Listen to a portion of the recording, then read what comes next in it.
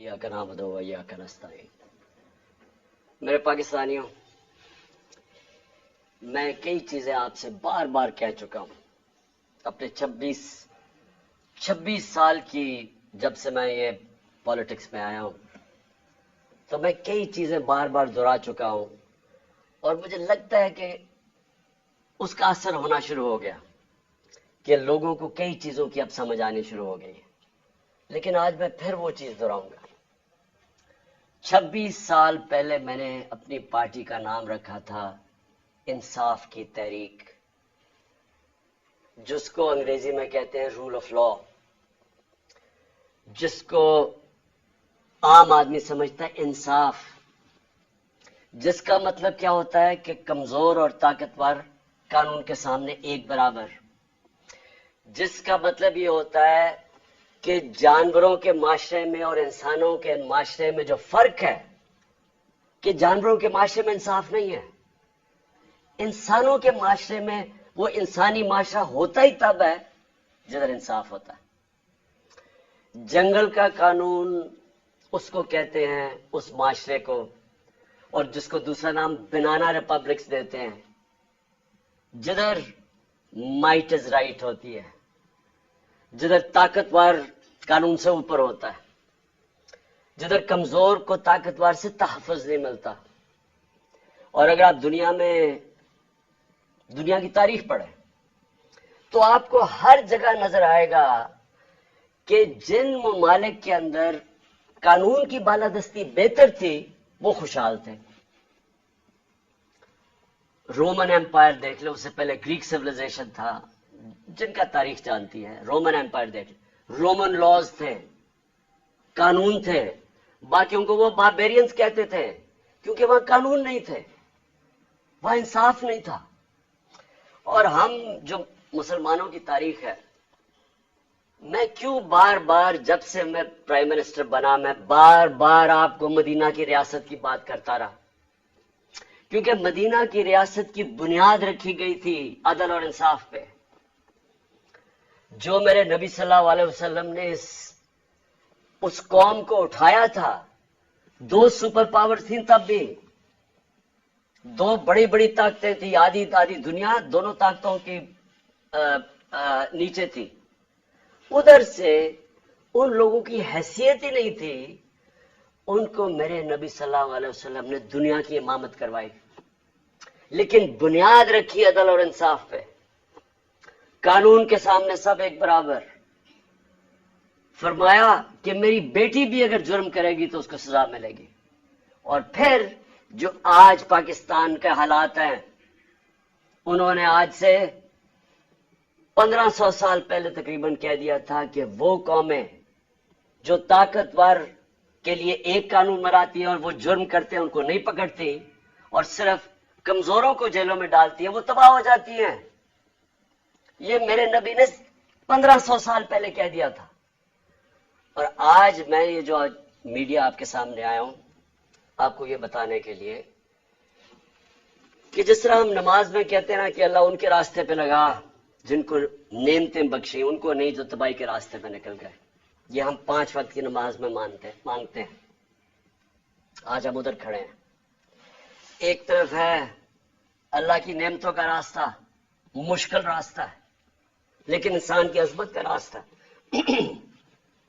दूसरी तरफ तबाही का रास्ता है, जिस तरफ हम ये जो मौजूदा सेटअप है ये लेके जा रहा है। मेरे पाकिस्तानी भी याद रखें, मैं वो खुशकिस्मत इंसान हूं, 70 साल जिसकी उम्र है, अल्लाह मुझे सब कुछ दे बैठा है। कोई इतना खुशकिस्मत नहीं, मैं उसका बार बार शुक्र अदा भी करूं तो वो काफी नहीं है। किसी इंसान को इस मुल्क में अल्लाह ने इस तरह की इज्जत नहीं दी। हुकूमत से इन्होंने साजिश के तहत मुझे बाहर निकाला तो आप लोगों ने लाखों की तादाद में सड़कों पे निकले। किस प्राइम मिनिस्टर को आज तक इस तरह की इज्जत मिली है? और हुकूमत के बाहर पब्लिक के अंदर मैं निकला तो जिस तरह की इज्जत आपने मुझे दी, किसको मिली आज तक? कौन से प्राइम मिनिस्टर को मिली? तो उसके लिए वजारत उज़्मा क्या चीज है? इससे बड़ी चीज क्या है कि कौम उसकी इज्जत करती है। तो میں آج آپ کے لیے یہ کہنا چاہتا ہوں کہ دیکھیں، یہ آپ ایک بڑے خطرناک موڑ پہ کھڑے ہیں. اگر میری قوم میری آواز آج سن کے آپ جو اللہ نے ہمارے اوپر حکم دیا ہوا ہے جہاد کا، جہاد ہے کیا؟ پہلے میں یہ بھی کلیئر کر دوں، ظلم کے سامنے اور نا انصافی کے سامنے کھڑا ہونا جہاد ہے. اللہ نے ہمارے پہ فرض کیا ہوا ہے. کیوں کیا ہوا ہے؟ ہماری بہتری کے لیے.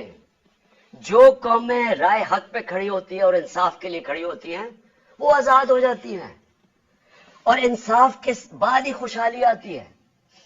پہلے مدینہ کی ریاست میں عدل اور انصاف آیا، پھر خوشحالی آئی. نیلسن منڈیلا جو موجودہ بڑا ایک لیڈر میں مانتا ہوں، اس نے بڑی پتے کی بات کی. اس نے کہا اگر تم نے غربت کم کرنی ہے تو پہلے انصاف لے کے آؤ. چائنا نے دنیا کی تاریخ میں کبھی کسی قوم نے غربت کم نہیں کی جو چائنا نے کی ہے.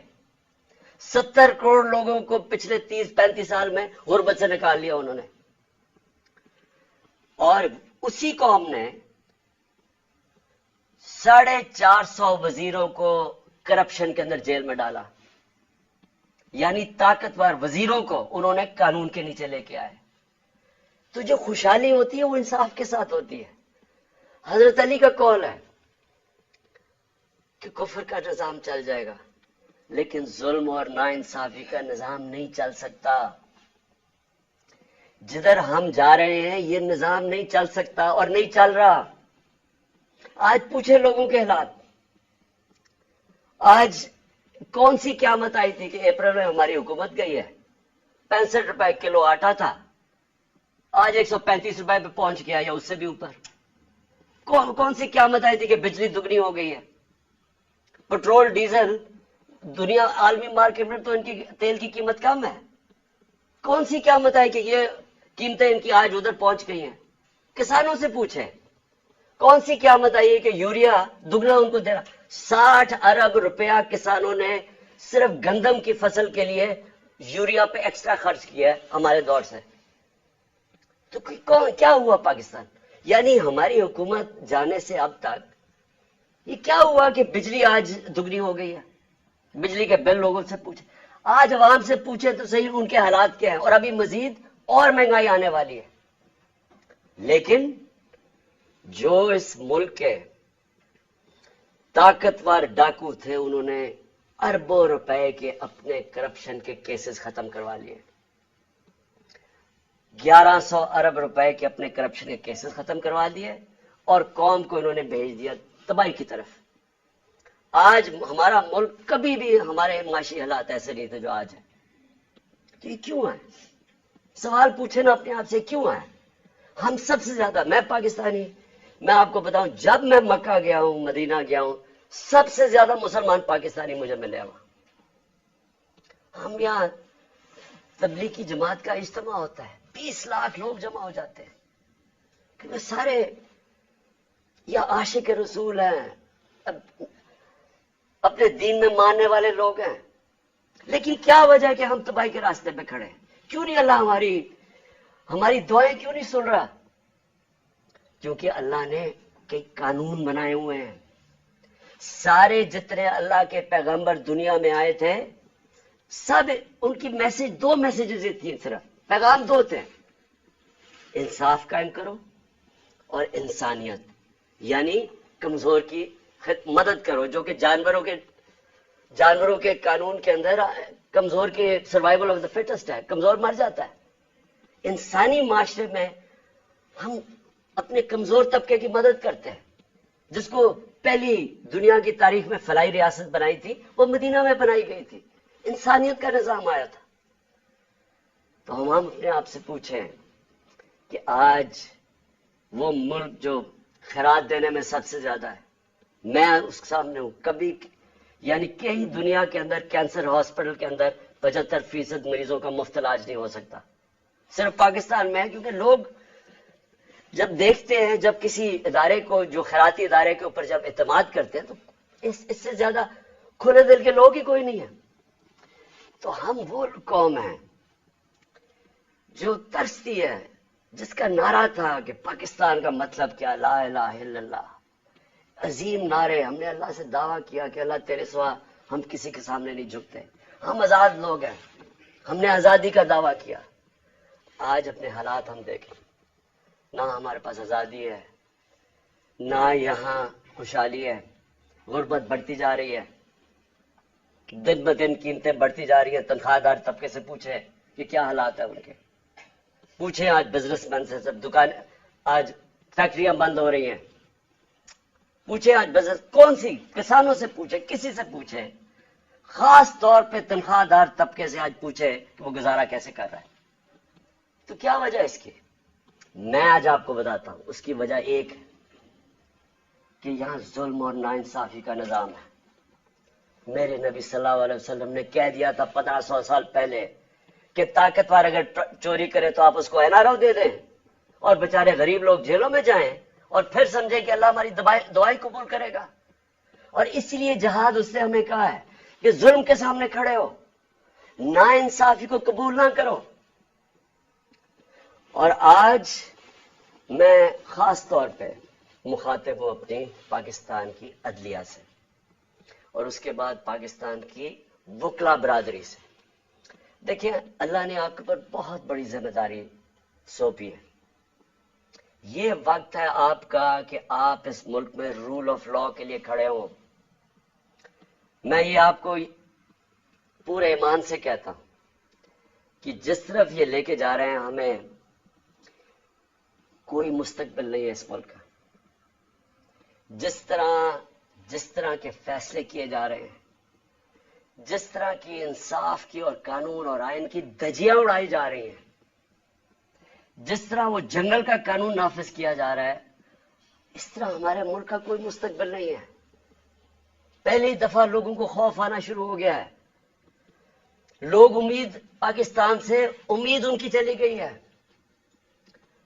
8 لاکھ لوگ ہمارے ساتھ 8 مہینے میں پروفیشنلز، وہ طبقہ جو ایک ملک کی جان ہوتا ہے، وہ چھوڑ کے چلا گیا ہے. باہر لوگ سرمایہ کاری کے لیے نکل گئے ہیں کیونکہ امید جانی شروع ہو گئی ہے. تو اس لیے میں اپنے معزز عدلیہ، اپنے ججز سے اور اپنی وکلا کمیونٹی سے، میں آج آپ سے خاص طور پہ آج اپیل کر رہا ہوں اپنے ملک کی خاطر. میں پھر سے ریپیٹ کرتا ہوں کہ اللہ نے عمران خان کو جو دے دیا ہے، میں اپنی خوابوں میں بھی سوچتا تھا کہ وہ مجھے اس طرح کی عزت دے گا. اور انسان کیا چاہتا ہے دنیا میں؟ عزت ہی چاہتا ہے. انسان کے تو پیسے بناتا ہے عزت کے لیے، پاور میں آتا ہے عزت کے لیے. تو جب اللہ نے اتنی عزت دے دی ہے تو مجھے اور کیا مل سکتا ہے؟ میں صرف اس وقت آپ سب کے لیے کھڑا ہوں. میری جو ساری جدوجہد ہے وہ آپ کے لیے، اور آپ کو اس کے لیے سب کو کھڑا ہونا پڑے گا. میں سارے پاکستانیوں کو کہہ رہا ہوں، آپ اگر آج نہ کھڑے ہوئے، میں آپ کو یقین دلاتا ہوں کہ آگے اندھیرا ہے. میری آواز کیوں بند کرنے کی کوشش کی جا رہی ہے؟ کیوں وہ پولیس یہ فواد چودھری کو کیوں پکڑا ہے؟ کون سا جرم کیا اس نے؟ کوئی مجھے جمہوریت میں بتائے کہ یہ جرم ہوتا ہے کہ جو اس نے اس کو منشی کہہ دیا، اس کو چیف الیکشن کمیشن. کبھی اس کے اوپر بھی کسی جمہوریت میں پکڑا جاتا ہے؟ اعظم سعدی کا کیا قصور تھا؟ کیا اس سے کہہ دیا کہ جناب ایکس آرمی چیف نے NRO 2 دے دیا؟ تو یہ سینیٹر ہے، اس کی رائے ہے. یہ باقی اس ملک کی اکثریت سمجھتے ہیں کہ ٹھیک ہے. اس کو ننگا کر کے، تشدد کر کے، پھر وہ گندی ویڈیو، اور پھر اس کو پکڑ لیا، 30 FIR کاٹ دی. شہباز گل، ارشد شریف، جو ارشد شریف کی خبریں آتی ہیں کہ کس طرح اس سے کیا گیا. کیا بچہ جانتا ہے پاکستان میں کہ ارشد شریف جیسا خوددار، دیانتدار، کریڈیبل، ایک محب وطن شاید ہی کوئی صحافی آیا ہو. اس سے جو کیا ہے، اور یہ جو میرے اوپر قاتلانہ حملہ کس لیے کیا گیا؟ میں نے کون سا جرم کیا تھا؟ اور اس کے اوپر ابھی میں آتا ہوں جب میں باقی چیزیں بھی آپ کو سامنے رکھتا ہوں. لیکن میں آج اپنی قوم کو کہہ رہا ہوں کہ دیکھیں، آپ کا مستقبل آپ کے ہاتھ میں ہے. آپ ہیں اللہ کے بعد اس ملک کے وارث. آپ کو اپنی تقدیر اپنے ہاتھ میں لینی پڑے گی. یہ میرا وعدہ ہے کہ جب تک میں زندہ ہوں میں اس ملک کے لیے سٹرگل کروں گا. میں کیوں سٹرگل کروں گا؟ کیونکہ میں کبھی نہیں بھولتا کہ بچپن سے مجھے بتایا گیا ہمارے بڑوں نے کہ تم خوش قسمت ہو، تم آزاد ملک میں پیدا ہوئے ہو. ہمارے بڑے سارے غلام ہندوستان میں پیدا ہوئے تھے. بچپن سے یہ ہمارے میں ڈالا گیا کہ یہ کتنا خوش قسمت سارے میری جنریشن کہ ہم تو ایک آزاد ملک میں پیدا ہوئے. میں کبھی بھی جب دنیا میں باہر گیا، کرکٹ کھیلی، بڑا ٹائم گزارا ہے، پروفیشنل کرکٹ کھیلتا تھا، کبھی میرے ذہن میں یہ نہیں آیا کہ میں پاکستان کے علاوہ کسی اور ملک میں رہ سکتا ہوں. اور میں ابھی بھی جتنی میری باقی زندگی ہے اس ملک کے لیے. میں آپ کو یقین دلاتا ہوں کہ نہ مجھے کوئی جیل سے ڈر ہے. موت میں نے اپنے اتنے قریب سے دیکھی ہے کہ اتنے قریب سے دیکھی ہے. مجھے پورا اللہ پہ اعتماد ہے. میں لا الہ الا اللہ پہ ماننے والا انسان ہوں. جب اس کا فیصلہ ہوگا، قرآن شریف کے اندر آپ پڑھ لیں، آپ نہ آگے ہوتا ہے ٹائم نہ پیچھے ہوتا ہے. اس لیے مجھے کوئی فکر کسی کی نہیں ہے. اور مجھے کوئی یہ جو ہر وقت جیل لے کے جانے لگے ہیں، مجھے اس سے کوئی فکر نہیں ہے. اور نہ ہی میں آپ سب کو کہتا ہوں آپ کو یہ جیل سے ڈرنا نہیں چاہیے. جیل کا ڈراوے جی جیل میں ڈال دیں گے، ڈال دیں جیل میں، کتنوں کو ڈالیں گے. اس لیے میری قوم، آپ کو اگر اپنے آپ کو بچانا ہے، آپ کو اللہ کے حکم پہ چلنا پڑے گا، انصاف کے ساتھ کھڑا ہونا پڑے گا. اور میں اپنی عدلیہ سے پہلے آتا ہوں. سب سے پہلے الیکشن کمیشن نے محسن نقوی کو پنجاب کا چیف منسٹر بنایا. میں پہلے الیکشن کمیشن سے سوال پوچھتا ہوں کہ کیا آپ کو نہیں پتا کہ جو آئین کا آرٹیکل 218 اس کی شق 3، کیا آپ کو نہیں پتا کہ آپ کی سب سے بڑی ذمہ داری صاف اور شفاف الیکشن کروانا ہے؟ یہ آپ کی سب سے بڑی ذمہ داری. تو میں سوال یہ پوچھتا ہوں کہ کس بیسس پہ آپ نے محسن نقوی کو چنا؟ باقی نام کس بیسس پہ آپ نے ریجیکٹ کیے؟ جبکہ ہم نے وہ نام چن کے دیے جو ہم سمجھتے تھے کہ نون لیگ ایکسپٹ کر جائے گی ان کو، کیونکہ سکھیرا صاحب اس وقت کیبنٹ سیکرٹری ہیں، شہباز شریف کے کیبنٹ سیکرٹری ہیں. اس سے بعد ناصر کھوسہ کا نام دیا جو ان کے پرنسپل سیکرٹری نواز شریف کے رہ چکے ہیں، شہباز شریف کے چیف سیکرٹری. یعنی وہ لوگ جو ان کو ایکسیپٹیبل ہے. ہم نے اپنی طرف سے نیوٹرل امپائر رکھنے کی کوشش کی. تو کس بیسس کے اوپر یہ محسن نقوی کو آپ لے کے آئے؟ کیا آپ اس کے بیک گراؤنڈ کا نہیں پتا تھا؟ یا شاید لگایا اس لیے تھا کیونکہ آپ کو پتا تھا یہ کون ہے؟ کیا یہ نہیں پتا کہ یہ آدمی رجیم چینج جو ہماری گورنمنٹ گرائی گئی ہے اس میں سب سے بڑا رول اس کا تھا. ایک تو اوپر کا رول تھا نا ایکس آرمی چیف کا، لیکن اس کا اس کے بعد یہ ان چند لوگوں میں سے تھا جو سب سے زیادہ یہ بھاگ دوڑ کی اس نے ہماری حکومت کرانے کے لیے. کیا یہ آصف زرداری کے ساتھ سندھ ہاؤس جدھر پیسے چلے تھے یہ وہاں نہیں تھا؟ کیا آصف زرداری اس کو اپنا بیٹا نہیں کہتا؟ کیا اس کا جو چینل ہے لوگوں کو نہیں پتا اس کی چینل کا کس کے بار بار جو پروپیگنڈا ہمارے اگینسٹ کب سے کر رہا ہے؟ اور پھر سب سے بڑی بات کہ جو آج نیب کے چیئرمین ہیں آفتاب سلطان، نیب کے چیئرمین آفتاب سلطان نے اسی محسن نقوی کے اوپر انویسٹیگیشن کی تھی. یہ انویسٹیگیٹنگ آفیسر تھے اور ان کی ریکمنڈیشن پہ انہوں نے 35 لاکھ روپیہ نیب کو واپس کیا تھا. تو میں الیکشن کمیشن سے پوچھنا چاہتا ہوں کہ کوئی اور آپ کو نہیں ملا کہ صرف چن کے آپ وہ آدمی لے کے آئے ہیں جو کہ ہمارا سب سے خلاف تھا؟ اور اس نے آتے ساتھ ہی کیا کیا؟ یہ جو اب فواد چودھری کا ہوا ہے 3 دفعہ، اور میں جج صاحب کو سلام کرتا ہوں، 3 دفعہ انہوں نے کہا کہ فواد چودھری کو طلب کیا عدالت میں، اور تینوں دفعہ نہیں اس کو عدالت میں پریزنٹ کیا گیا. تو کیا یہ محسن نقوی یہ اس کی پہلی آتے ساتھ ہی اس نے اپنے کارنامے دکھا دیے. اس کے بعد اس نے جو اس نے اپوائنٹمنٹس کی ہیں, کیا یہ فری اینڈ فیئر الیکشن ہو رہا ہے کہ سارے وہ پولیس آفیسر جنہوں نے ہمارے اوپر تشدد کیا تھا 25 مئی کو, ان ساروں کو واپس لے آئے. ایڈوکیٹ جنرل آفس کے اندر وہ سارے لوگ جو کہ حمزہ شریف کے دوران تھے ان کو واپس لے آئے. کیا یہ صاف اور شفاف الیکشن کی تیاری ہو رہی ہے؟ کیا اس کو کہتے ہیں ایک neutral caretaker setup? Caretaker setup کا تو مطلب ہی یہ تھا کہ ایک نیوٹرل امپائر آئے گا. کیا یہ نیوٹرل امپائر ہے؟ اور ابھی سے ہی پولیس نے ہراساں شروع کر دیا ہے ہمارے ورکرز کے اوپر. ایک تو گرفتاریاں شروع ہوگی اور پلان بن گیا پکڑنے کا. اور یہ جو فواد چودھری کا ہوا ہے تو یہ ابھی سے ہی پورا پری پلان بنا ہوا ہے. یہ صاف اور شفاف الیکشن کروانے کے لیے محسن نقوی نہیں آیا, یہ وہ کرنے آیا جو میں نے پہلے بھی کہا تھا, جو آصف زرداری نے الیکشن کروایا ابھی کراچی کے اندر, کہ ووٹ بینک ہے نہیں پیپلز پارٹی کا اور پیپلز پارٹی جیت جاتی ہے کراچی سے. تو یہ الیکشن نہیں ہو رہا, یہ پلان ایک کانسپریسی کے تحت اس کو رکھا گیا ہے. تو میں اپنی عدلیہ اور ہم انشاءاللہ یہ کیس لے کے جا رہے ہیں اپنی عدلیہ کے پاس, تو میں اور پاکستانی آپ سے انصاف کی توقع رکھ رہے ہیں. ہم یہ بھی چاہتے ہیں کہ یہ جو اب فواد چودھری سے ہو رہا ہے اور یہ جو آگے ہونے جا رہا ہے, میں ابھی آپ کو پیشن گوئی کرتا ہوں کیونکہ ان کو سب سے بڑا جس آواز بند کرنی ہے وہ عمران خان کی ہے, تو پورا پلان بنا ہوا ہے ان کا. میں بھی پیشن گوئی کر رہا ہوں. ہم اپنی عدلیہ سے ایکسپیکٹ کرتے ہیں کہ ہمارے فنڈامنٹل رائٹس کو پروٹیکٹ کریں.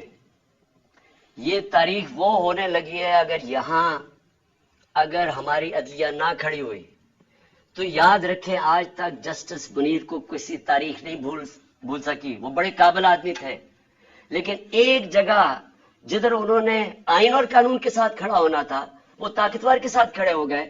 اس ملک نے بھاری قیمت ادا کی ہے اس کی, اور اس کے بعد قیمت ادا کرتے گئے.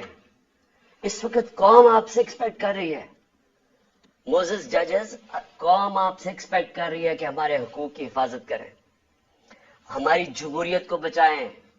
یہ جو اب تباہی مچنے لگی ہے ہماری جمہوریت کے اوپر اور جو ہو رہا ہے اور جو رجیم چینج کے بعد ہوا ہے, میں آپ کو یقین دلاتا ہوں کہ میں مشرف کے مارشل لاء میں اپوزیشن میں تھا. 8 دن مجھے جیل میں ڈالا, تب بھی میں نے کبھی اس طرح کا ظلم, فیشزم, اس طرح کی میں نے کبھی ایک سٹیٹ کو اپریس کرتے ہوئے میڈیا کے لوگوں کو, ہمارے ورکرز کو, میں نے کبھی ایسے نہیں دیکھا جو آج میں دیکھ رہا ہوں پاکستان کے اندر. تو اور مجھے افسوس سے کہنا پڑتا ہے کہ ہماری عدلیہ نے ہمارے فنڈامنٹل رائٹس کی حفاظت نہیں کی.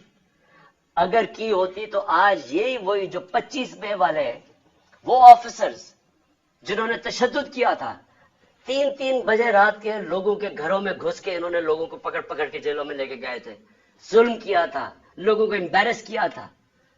آرٹیکل 14 کانسٹیٹیوشن کا ہماری ڈگنیٹی, ہماری عزت پروٹیکٹ کرتا ہے. انہوں نے سارے لوگوں کو نہ چادر اور چار دیواری کا سوچا, نہ قانون کا سوچا, ظلم کیا. وہ آج آفیسر پھر واپس آ گئے. ہمارے پاس سوائے عدلیہ کے جانے کا کون سا راستہ ہے؟ دوسرا راستہ ہے سڑکوں پہ آ جائیں, دوسرا راستہ ہے ملک کو اور نقصان پہنچائیں جو یہ آگے پہنچا سکے ہیں. اس لیے میں اپنی عدلیہ سے ریکویسٹ کرتا ہوں. اور پھر میں ذرا 2-3 اور چیزیں بتا دوں. جے آئی ٹی, اب جے آئی ٹی بنی تھی, میرے اوپر قاتلانہ حملہ ہوتا ہے. پہلے تو 16 دن کچھ ہوتا ہی نہیں ہے, نہ کوئی investigation. Police F I R کاٹ کے دیکھ دیتی کہ صرف ایک شوٹر تھا اور دینی انتہا پسند نے اٹیک کیا تھا, جو میں پہلے سے ہی سپٹمبر اور اکتوبر میں نے کہہ دیا تھا کہ میرے اوپر واردات ہونے والی ہے اور نام لیں گے دینی انتہا پسند کا. پوری کانسپریسی بنی ہوئی مجھے قتل کرنے کی. میں پہلے کہہ بیٹھا تھا, مجھے پتا بھی تھا اس کے پیچھے کون ہے, اور میں نے ان کے جیسے ہوا میں نے ان کے نام لیے.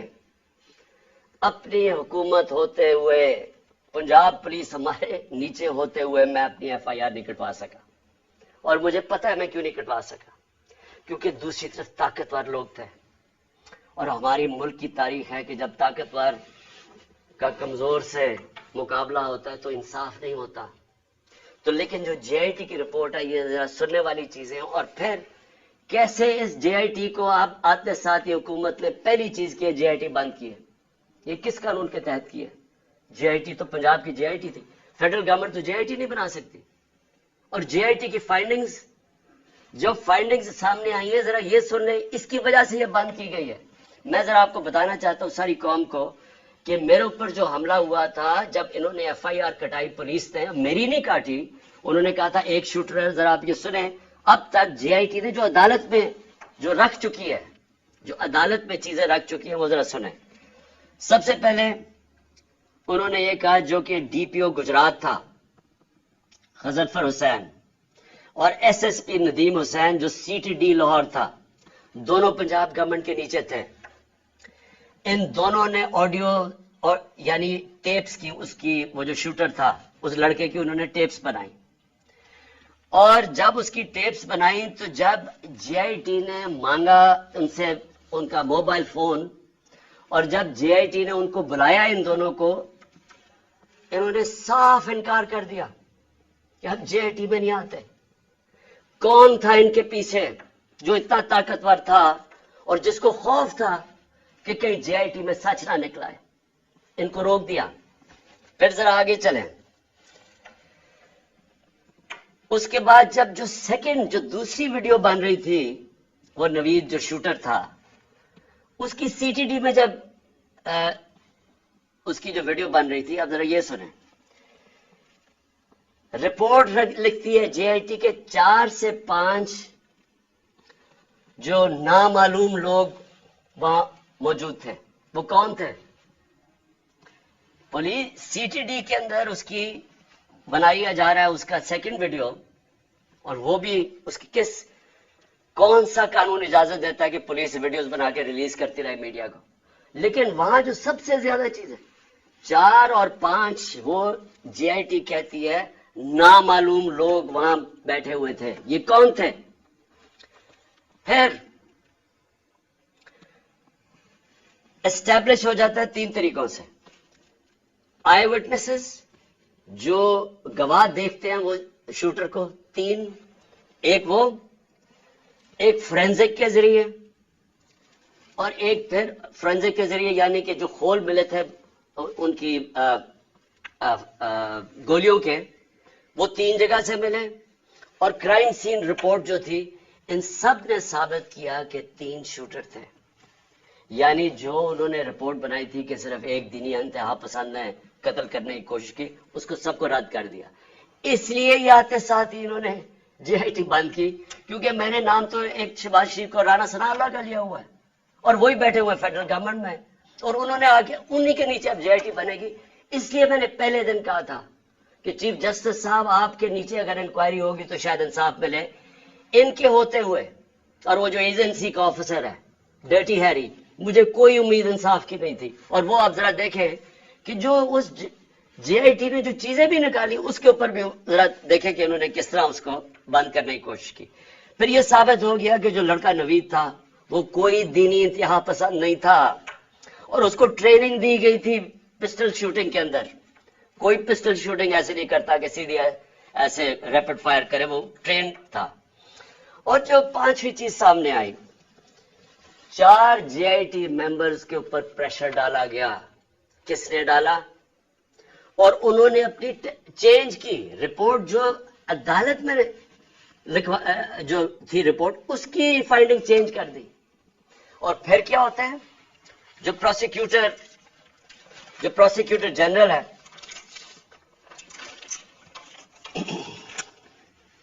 جو انڈیپینڈنٹ انکوائری کرتا ہے, ان 4 لوگوں کے اوپر جو اپنے چینج کرتے ہیں رپورٹ, یہ 4 جے آئی ٹی ممبرز اپنی رپورٹ چینج کرتے ہیں.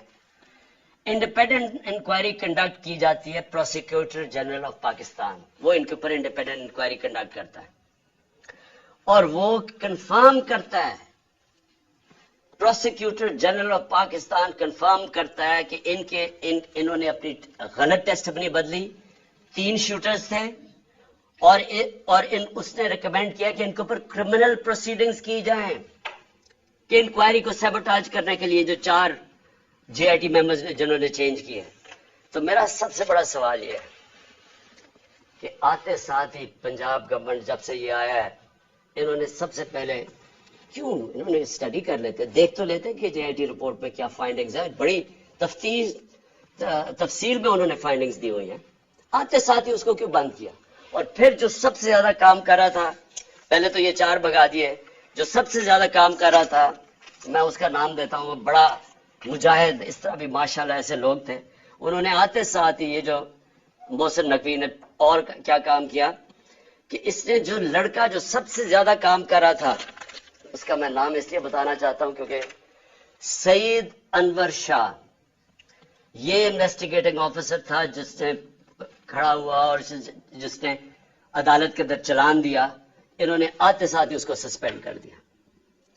تو میں اس سے کیا مجھے نظر آتا ہے, اس سے مجھے نظر آتا ہے کہ اگر کسی کو بھی شک بھی تھا کہ اس کے پیچھے طاقتور لوگ تھے جنہوں نے یہ سارا پلان کیا ہے, وہ شک ساروں کے دور ہو جانے چاہیے. یہ پلان تھی کانسپریسی, اور یہ لوگ یہ جو اوپر بیٹھے ہوئے ہیں شہباز شریف اور وہ جو دوسرا ہے رانا ثناء اللہ, وہ بالکل اس کے اندر ملوث تھے. کیونکہ اگر وہ ملوث نہیں تھے ان کو کس چیز کا ڈر تھا؟ کیوں وہ یہ بار بار جے آئی ٹی کو سیبوٹاج کرنے کی کوشش کر رہے تھے اور کر دیا؟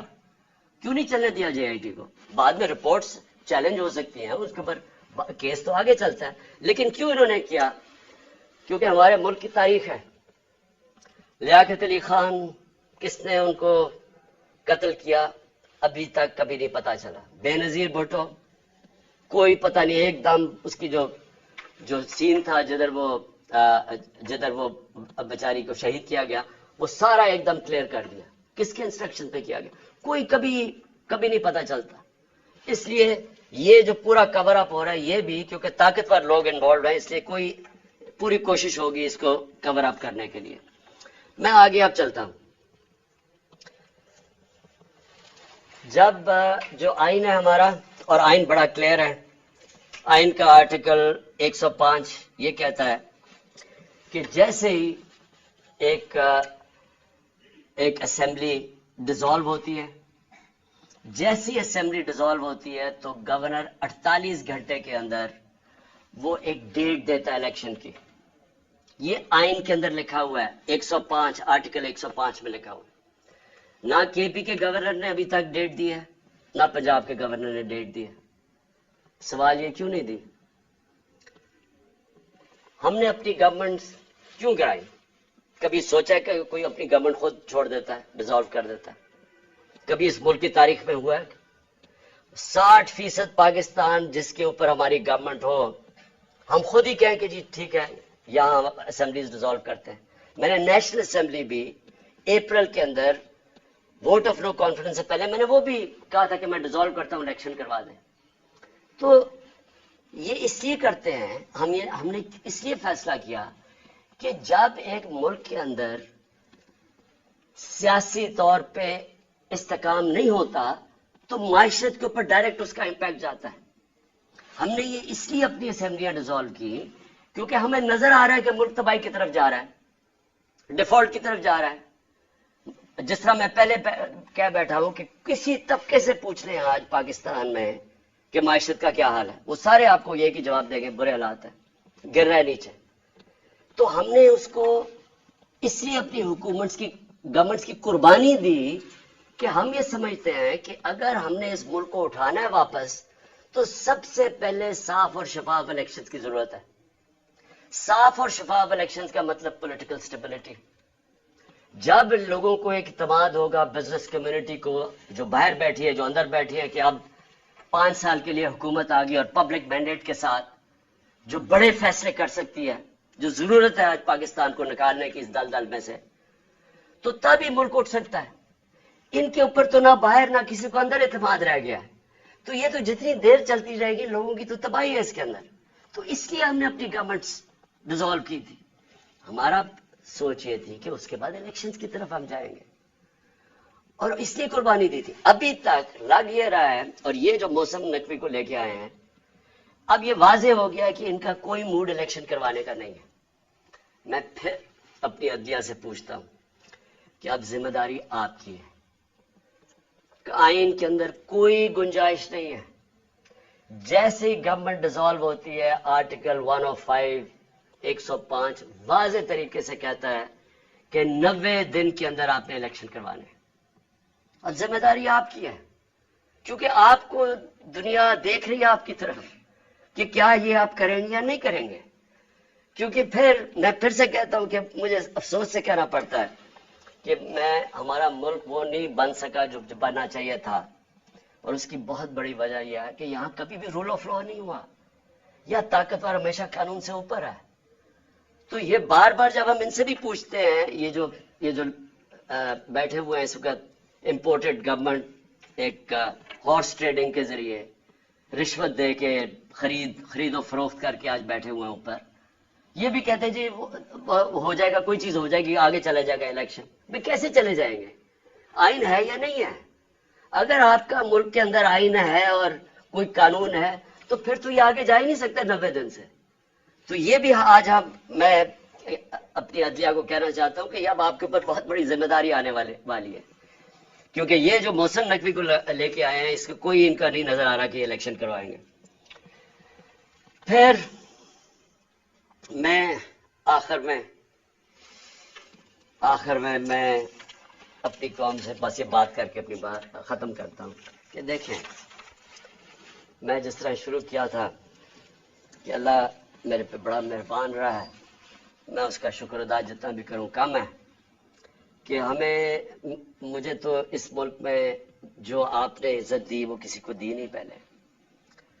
لیکن میں ایک چیز جانتا ہوں کہ میں کسی صورت اگر کسی کا خیال ہے کہ میں ان چوروں کے نیچے مان جاؤں گا ان کی غلامی، میں واضح کر دوں کہ آخری گیند تک لڑوں گا، آخری اپنی سانس تک ان کا مقابلہ کروں گا. کوئی مجھے نہ جیل اور نہ یہ جو ڈراتے رہتے کوئی فکر نہیں ہے. اللہ نے ایمان دیا ہے، ایمان کی قوت دی ہے. اور سب سے بڑی قرآن کی آیت ہے کہ جو لوگ ایمان لے آئے اللہ ان کے خوف دور کر دیتا، ان کو آزاد کر دیتا. میں ایک آزاد انسان ہوں، میں کبھی غلامی کسی کی نہیں مانتا. میں لا الہ الا اللہ میرے دل میں ہے. میں نے اللہ کے سامنے دعویٰ کیا ہوا کہ اللہ تیرے سوا کوئی خدا نہیں ہے. کوئی خوف کے بت کی میں پوجا کرتا نہیں اور نہ آپ کو کرنی چاہیے. کیونکہ میں ایک مثال دیتا ہوں ہمیشہ لوگوں کو، کیونکہ اسلام کی تاریخ آپ پڑھیں تو جو سب سے دردناک اور تکلیف دہ واقعہ وہ ایک ہی ہے. جس طرح حضرت امام حسین کی شہادت ہوئی.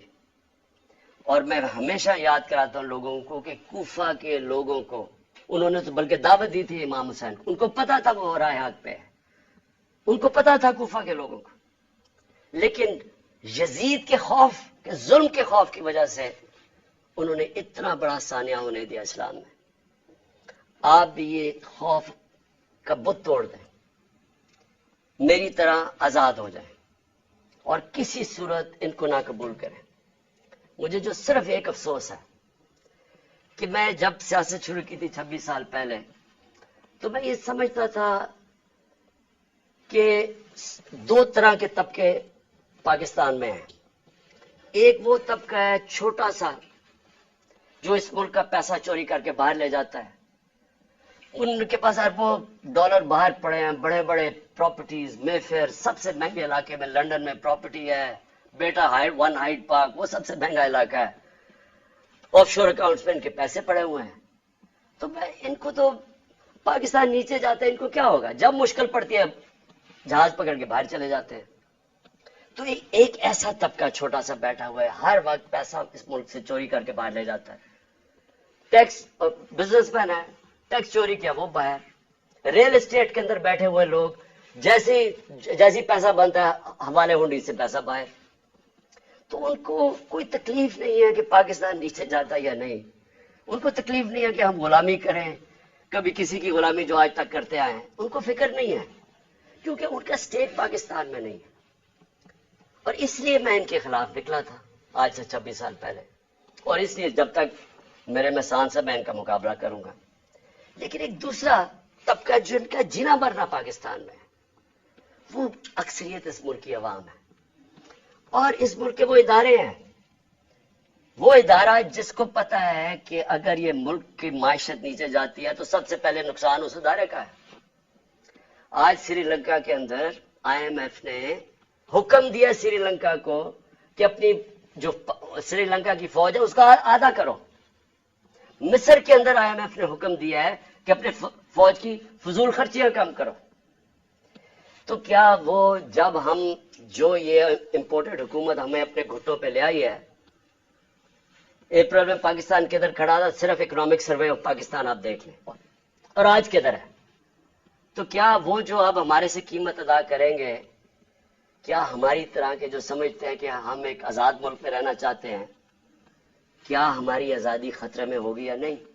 تو میں یہ ہمیشہ سمجھتا تھا کہ یہ ادارے کبھی بھی ان لوگوں کے ساتھ نہیں ہوں گے جو یہ ملک کا پیسہ چوری کر کے باہر لے کے جاتے ہیں۔ اور مجھے بڑا افسوس سے کہنا پڑتا ہے کہ ہماری حکومت ہٹا کے ان لوگوں کو بیک کیا گیا جو اس ملک کو 30 سال سے لوٹ رہے تھے۔ چھوڑیں کہ میں کیا کہتا ہوں، صرف انٹرنیشنل میڈیا ان کے متعلق کیا کہتا ہے۔ آج تو ٹیلی فون ہے، اپنا گوگل کر لیں کہ ان دونوں بڑے خاندانوں کے اوپر انٹرنیشنل میڈیا کیا کہتا ہے۔ ان کے خلاف ہماری اسٹیبلشمنٹ نے، ہماری ایجنسیز نے کیا کیا چیزیں نکالی ہوئی ہیں ان کی چوری کے اوپر۔ تو مجھے حیرت یہ ہوئی کہ رجیم چینج کے بعد ان کے ساتھ کیسے کھڑے ہو گئے، وہ ادارہ جس کا سب سے زیادہ سٹیک ہے کہ پاکستان ایک طاقتور ملک بنے، کہ اگر ایک ملک کی معیشت نیچے جاتی ہے تو ہمیں سوویت یونین کی مثال ہے کہ وہ ملک ٹوٹ گیا، تکڑی ترین فوج تھی لیکن ملک ٹوٹ گیا کیونکہ معیشت نیچے چلی گئی۔ تو ان کے نیچے جو انہوں نے 30 سال سے یہ ملک سے کر رہے ہیں، مجھے ابھی تک نہیں سمجھ آ رہی کہ کیسے وہ ادارے ان کے ساتھ کھڑے ہو گئے۔ میں آخر میں اپنی ساری قوم کو کہنا چاہتا ہوں کہ اپنی تقدیر اپنے ہاتھ میں لیں۔ آپ کا مستقبل، آپ کے بچوں کا مستقبل آپ کے ہاتھ میں ہے۔ آپ یہ اگر ظلم نہ، آپ کے پاس اب 2 راستے آ گئے، ایک تباہی کا راستہ ہے، ایک مشکل راستہ ہے، جدوجہد کا راستہ ہے، لیکن پاکستان کی عظمت کا راستہ ہے، اور مجھے امید ہے کہ آپ سب صحیح فیصلہ کریں گے پاکستان